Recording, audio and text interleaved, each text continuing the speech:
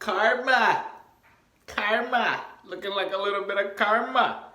Just finished watching this Patriots Squeelers game, man. It was just pretty funny because there's a lot of karma going on there with AB getting hurt, man. But in all serious, it was a great day, right? We started today off with the news that Marvin Lewis is stepping down.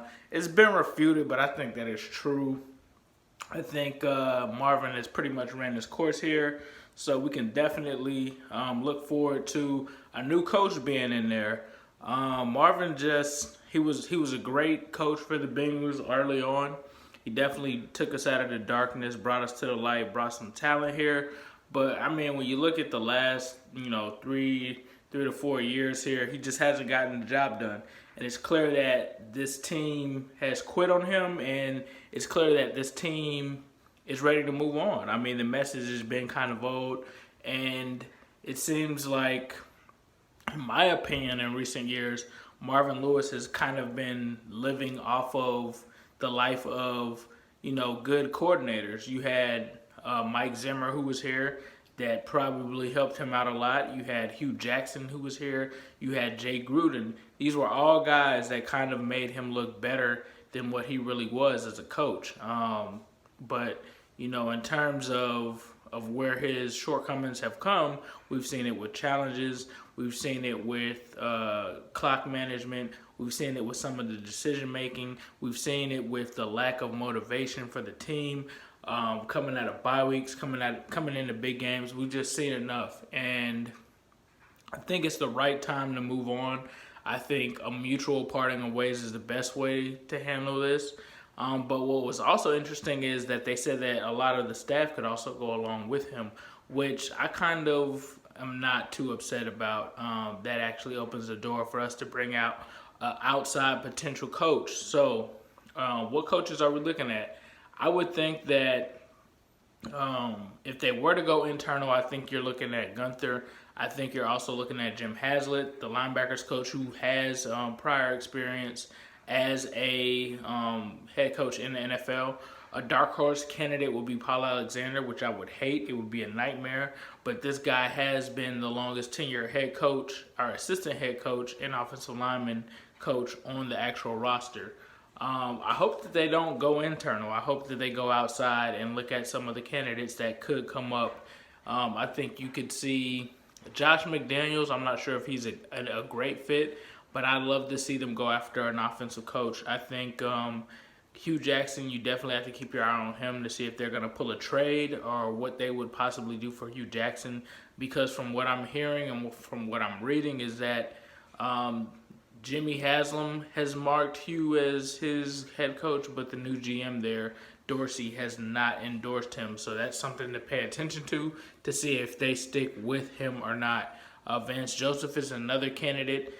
We definitely would have to see what he would do in Denver. I believe reports have been that they believe his job is safe, but you never know. Depending on how things finish in those two areas, definitely something to keep an eye on.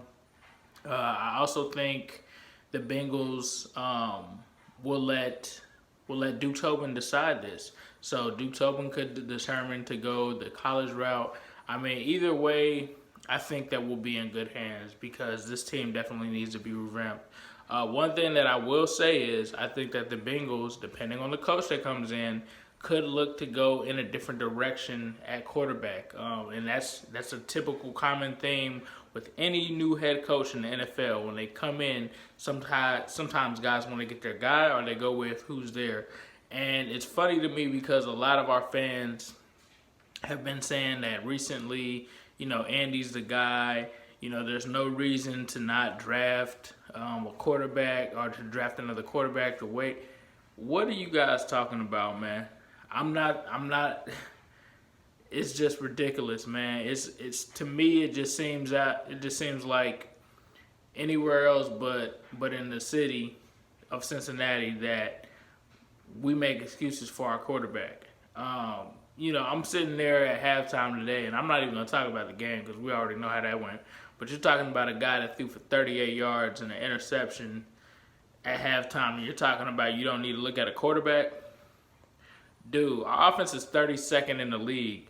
You can't keep giving this man excuses saying that it's the offensive line or it's the lack of weapons and all of that. And this is what I said today. We've seen Andy Dalton with a great line.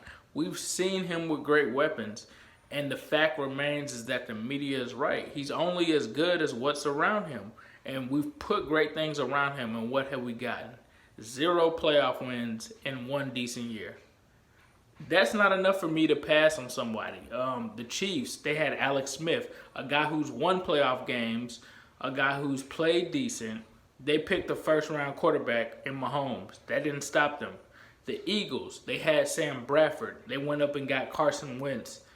I mean, to me, you have to keep your options open. I'm not opposed to having a new quarterback come in here because you're talking about a position that touches the ball more than any other position on offense.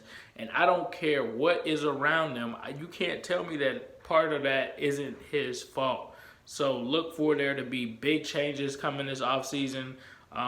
As a part of the coaching staff could change. I also think there could be a change at quarterback. I mean, you're talking about having a top 5 pick in the draft this year. And I understand that we have issues at the offensive line and things of that nature, but there have been quarterbacks in the NFL, and I continue to say this, who have made do with garbage offensive lines. The Seattle Seahawks. I mean, there's so many that you can really name right now. Phillip Rivers is another one out there with the Chargers. So I think we do have some things to look forward to. I think with Marvin being out of the way, that's where we start. And this is my thing. I'm grateful to Marvin Lewis. He's done a lot for this franchise. But, you know, he's part of the problem. For people to sit up here, some people to sit up here and say that Marvin Lewis isn't part of the problem, you haven't been watching these games. But, yeah, definitely I think this is a step towards doing what's right for the team. And what's right for the team is looking at a new coach, a new coaching staff, and possibly a new quarterback. I don't get it. I'm loyal to this team. I don't care who it is. I was the same with Carson Palmer.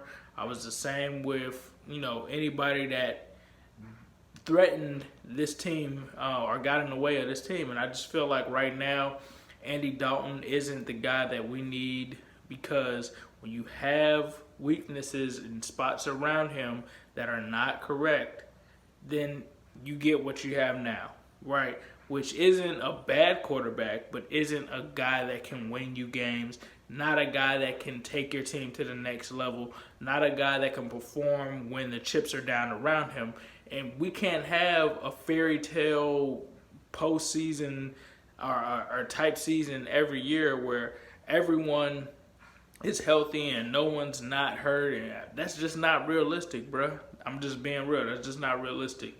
But anyway, looking forward to seeing a lot of this karma play out, and stay tuned on that. I'm not gonna release too much because I talked to some of the guys on the inner circle and some of the guys who actually are in stripes, and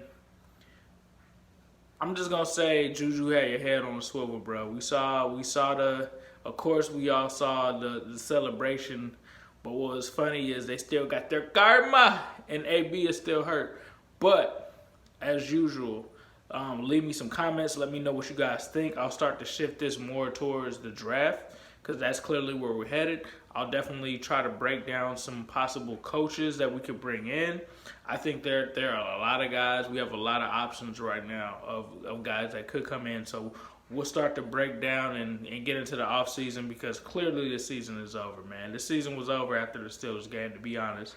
But as usual, I'll leave you guys with a who day, all day, every day, and especially on Sunday.